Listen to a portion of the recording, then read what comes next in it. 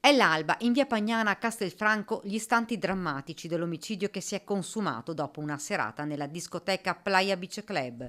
Questo è il momento in cui la vittima Lorenzo Cristea viene aggredito. Il giovane di Tre Baseleghe è stato ferito a morte, colpito con 3 coltellate. 8 secondi di video che un automobilista di passaggio ha ripreso con il cellulare e poi lo ha consegnato ai carabinieri della compagnia di Castelfranco Veneto e del nucleo investigativo di Treviso che indagano sul delitto.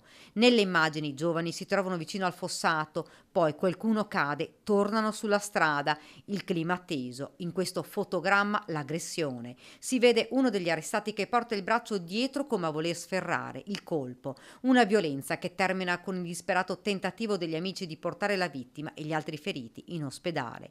Lorenzo muore subito dopo. L'arrivo dei carabinieri all'arresto dei 2 ragazzi originari del Marocco, subito viene trovato un coltello, nelle scorse ore è recuperata la seconda arma bianca. Proprio nella zona dove è venuta la lite, come si può notare dai fotogrammi, proprio ieri abbiamo rinvenuto un coltello grazie all'ausilio di un metal detector. Non erano visibili tracce ematiche, ma il coltello è ora sotto la lente d'ingrandimento degli investigatori. Verrà mandato al RIS di Parma per verificare se da tracce genetiche che potrebbero essere state rilasciate o eventuali altre tracce ematiche latenti si possa riferire effettivamente all'omicidio o meno. Il video sarebbe la prova regina che inchioderebbe 2 cittadini nordafricani in carcere a Santabona. Entrambi si sono avvalsi della facoltà di non rispondere. Badr Rouaji, 19 anni, difeso dall'avvocato Fabio Crea, e Ta Bennani, 22 anni, dagli avvocati Targa e Miotto,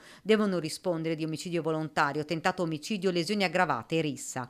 I medici dell'ospedale di Castelfranco hanno trasferito nel reparto di chirurgia generale Alessandro Bortolami, che per 2 giorni ha combattuto tra la vita e la morte. In queste ore il giovane sarà sentito dai carabinieri coordinati dal magistrato Giulio Caprarola. Si attende l'autopsia sul corpo della vittima che potrebbe essere effettuata lunedì prossimo dall'anatomopatologo Alberto Furlanetto.